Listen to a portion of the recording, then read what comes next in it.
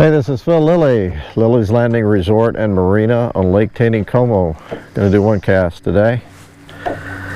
It's the,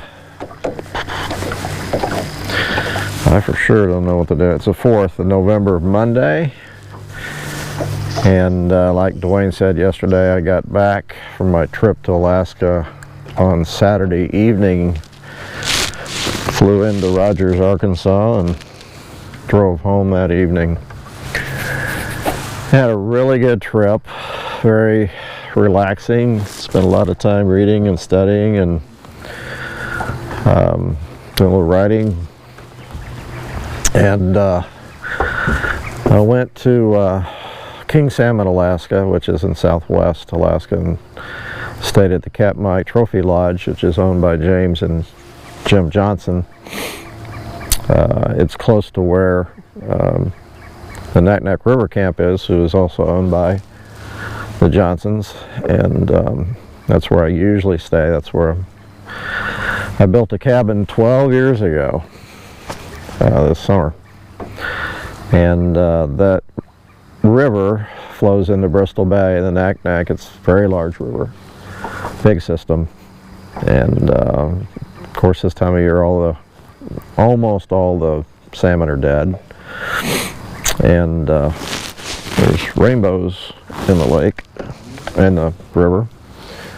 They have not moved to the lake yet, and they're feeding on the salmon flesh, where the salmon the bodies start breaking apart and floating downstream, and they're feeding on the flesh.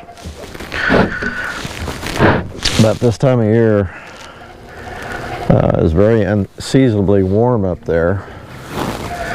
Down here it got cold, but up there it was in the 50s for the most part, some 40s. It never got below 40 even at night.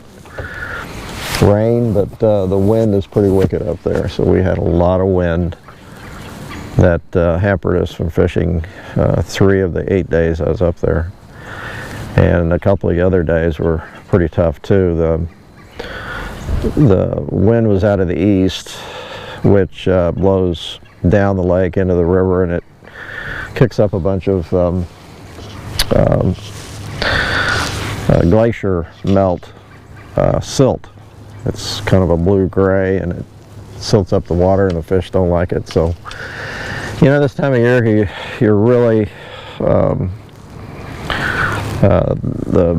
the weather and everything up there is kind of working against you. But the trip, it was a trip I wanted just to get away and spend some time with a friend, and that's a guide up there, John McCloskey, and we just had a great time. Caught some big fish. Most of the fish you catch up there are big, so saw some pretty country, and like I said, just kind of sat and watched the river for most of the time. And no, it's not dark up there all the time. It's just about an hour and a half less light than we have here, maybe 2 hours. They shut the gates off this morning, and they've shut it down to 2 units. Lake level 707.6, and it was 711. A lot less water. There goes Steve Dickey. And I am drifting from, well, I'm almost at the tennis courts now. On the shallow side, I've got a number 14 Peppy Scud on, and a little split shot about 18 inch above, and I'm fishing at about 8 foot deep. I've actually got a guide trip in the morning, so they wanted to fly fish, so this is probably what we're going to do most of the morning. So hopefully they're going to be biting. I'm going to kind of get a little bit closer to the shallow side before I cast out. I got 6X tippet on.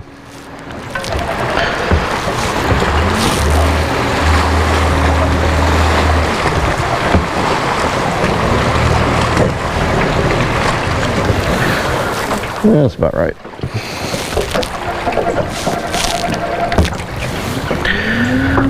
The guys that were fishing up there, there was just 3 of us on the whole river the whole time, all week. They were swinging big flies, big flesh, big sculpins, throwing spay rods. And I was throwing my trout rig using 8 ounce jigs. The best colors were black and purple and sculpin and ginger. We were waiting or standing on the bank. Fished from the boat the first day a little bit, and that was a little tough, kind of unnerving because the water's pretty fast, and the flat that I was fishing is pretty shallow, and it's got some rocks in it, and just even though I had a jet on the motor, I don't know, it was just unnerving. I didn't want to hit anything drifting, so I was dropping an anchor and fishing some pockets, and I caught some nice fish, actually. I'm going to check my mic real quick. I just want to make sure I don't do the same thing we did. Well, there's no way to check it. We'll just trust that it's working. I don't want to do this and do the old silent movie trick like they did earlier this week.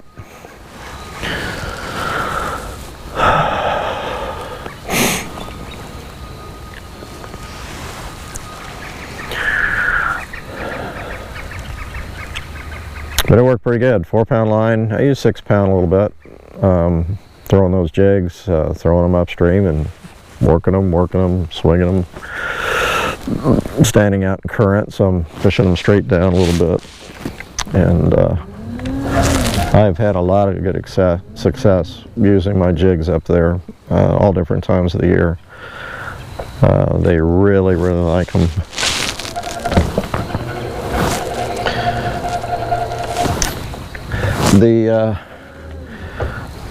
When you're fishing here on Lake Taneycomo, the mark of a trophy that we consider a trophy is 20 inches.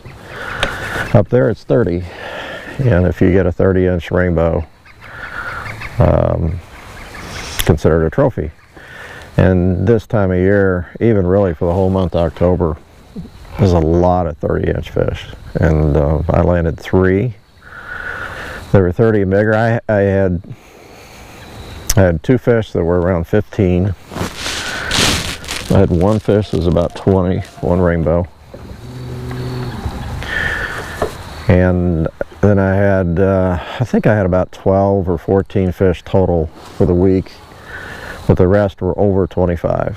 25s to 29s, and then I had a couple 30s and a 31 and a half. So I was very pleased with the size of fish and even the numbers. It didn't, like I said, just being out there was really incredible. So, oh, I wasn't watching.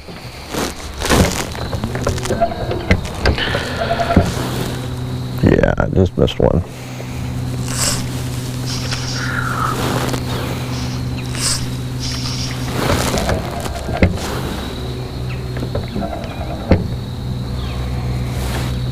Move a little bit more shallow. There he is. Oh, at least I had him hooked for a second. Phooey.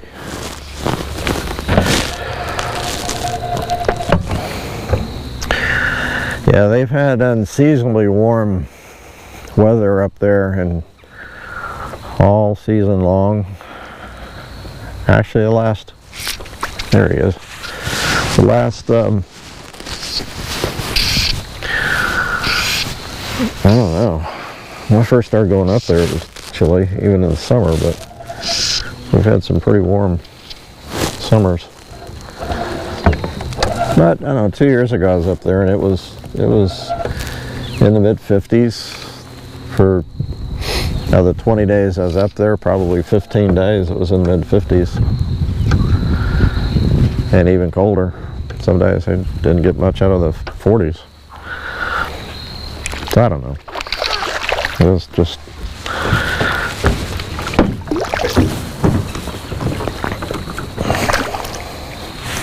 he's not real big. I'm gonna lift him up in here. And there he goes.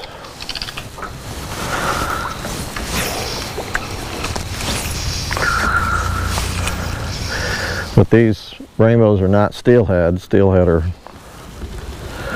considered something that would go out to the ocean and come back into the rivers to feed and spawn. These actually go up in the Naknek Lake in the winter time.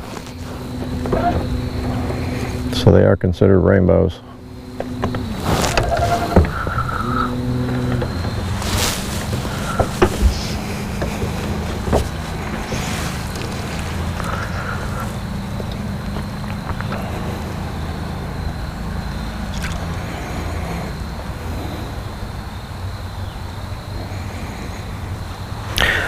What I said about the salmon, though, the week I got there on a Thursday, the week before, and there was a film crew there that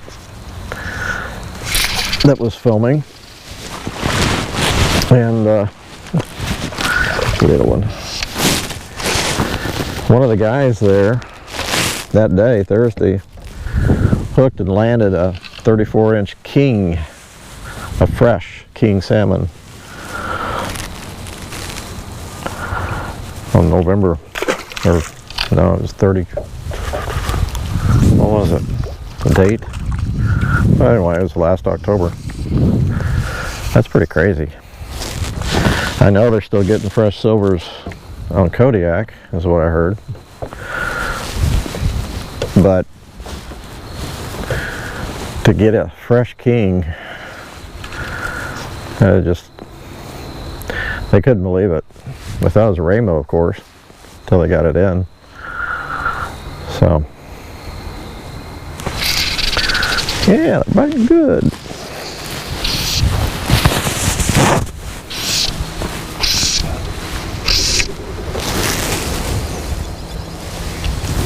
Wow.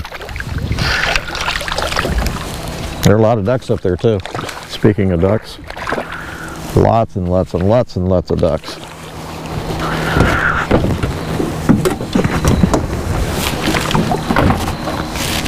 Just barely got him hooked. There we go.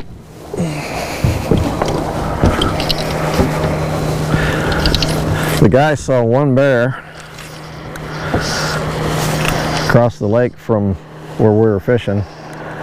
It just happened to be, I had gone back to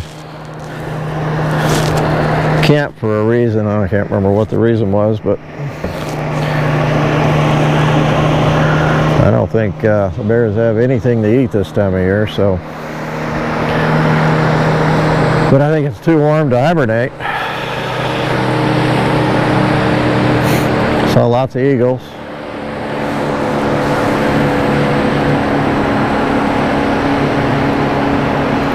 Saw some fox. We have a camp fox.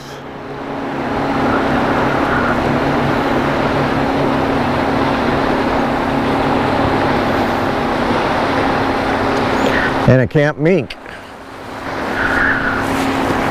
The mink has got no fear of humans. He'll run up your leg.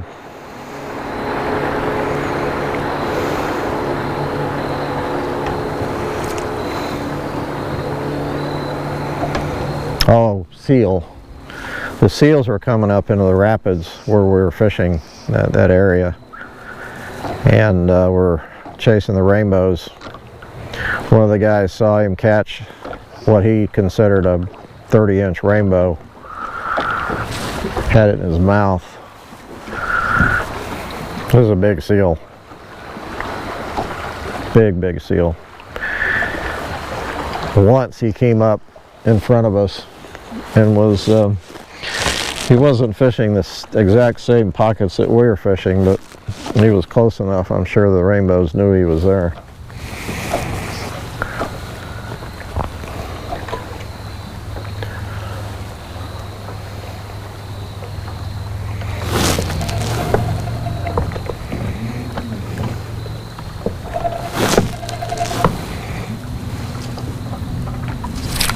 Oh.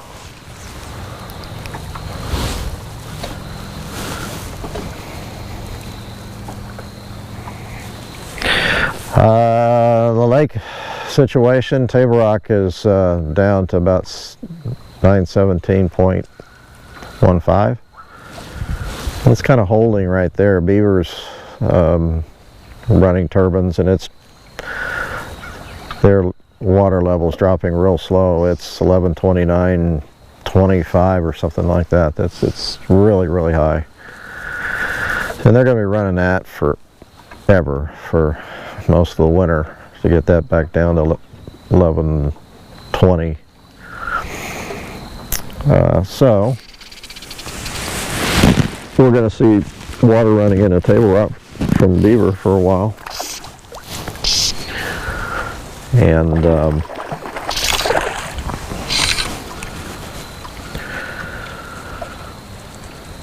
then we got some rain coming in Thursday. I don't think it's going to rain much, but you never know.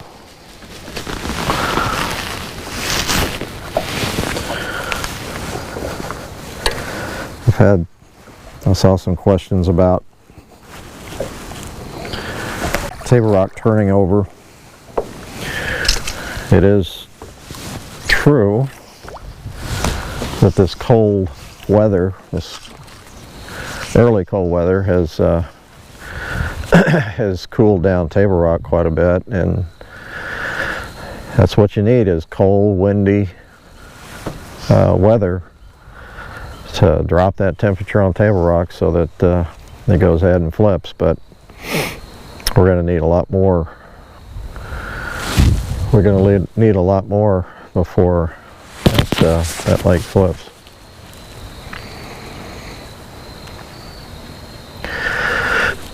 I'd say maybe Thanksgiving. And it doesn't flip it all at one time. It usually takes days, sometimes a week to do it. Never know. But we're going to have high water most of the winter. I mean, I should say most of the winter. It could just completely dry up and not rain for a while, but I'd say at least till December.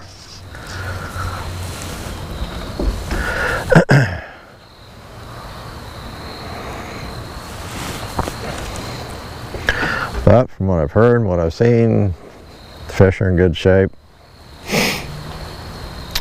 Eating a lot of scuds, eating some shad, so they're good and healthy and fat and growing. It should be an exciting winter.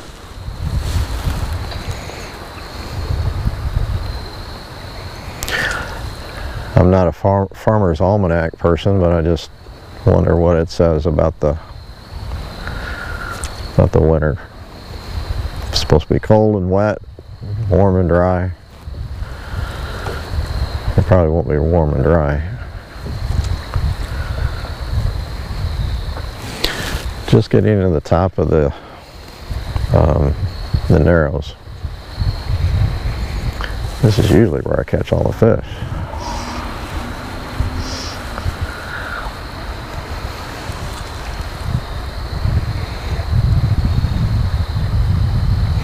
But they will continue to hit that shad fly up below the dam, white jigs, for a while. They'll still be looking for those threadfin shad.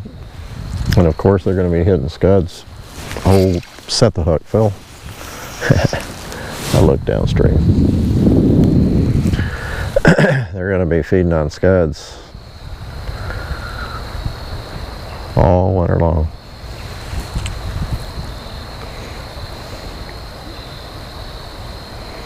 Sure hope my mic's working.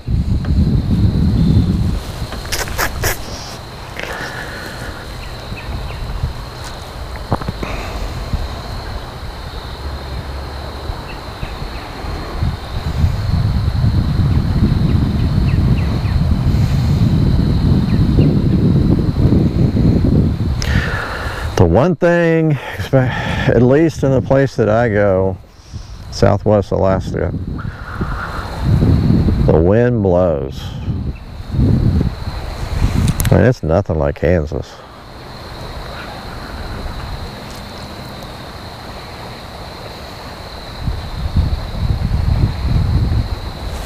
Especially if it comes out of the east. We have those mountains about 50, 60 miles east of us. And it comes through those mountains and really picks up speed. We get those gusts that just hit you like a train. You can't even stand up. You know, 60, 70 mile an hour gusts.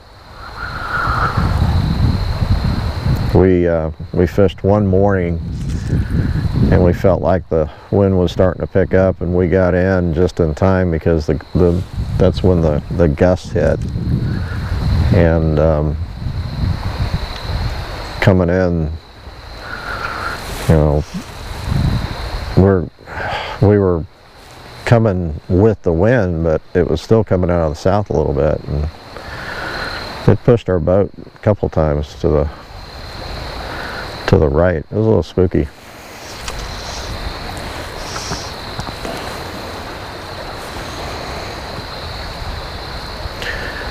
We were running stealth craft, power drifters. They run about a 60 or 90 horse jet.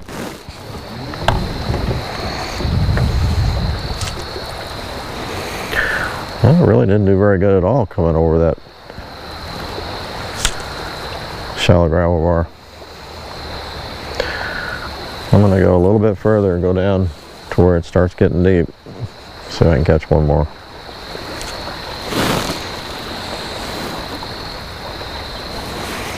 I'm going to cast out one more time.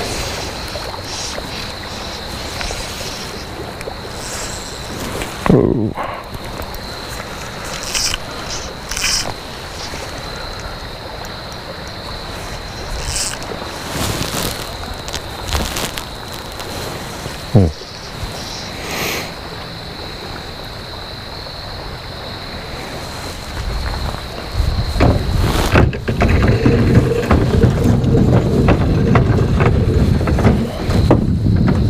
Shallow right there. Trolling motor's hitting.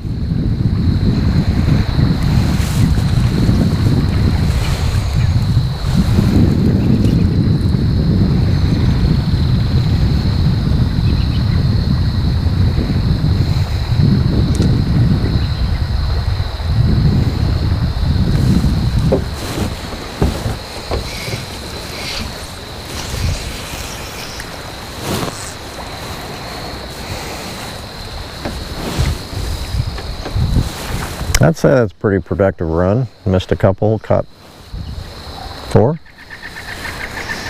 3.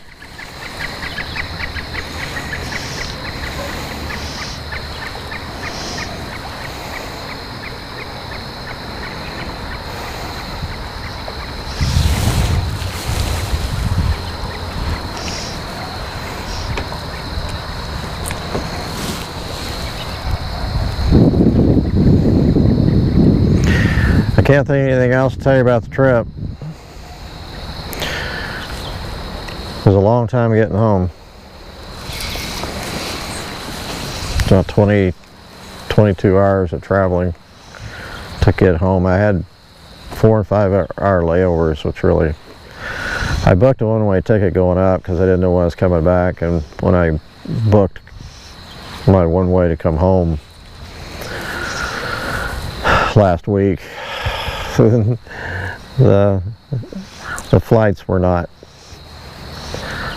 very conducive to traveling. I don't think I'll do that again. And they were expensive.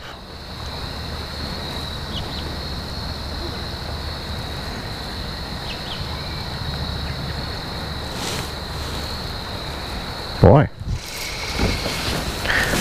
usually do pretty good right in here. One more cast. I'm gonna check and see if my mic's working. A little concerned about that.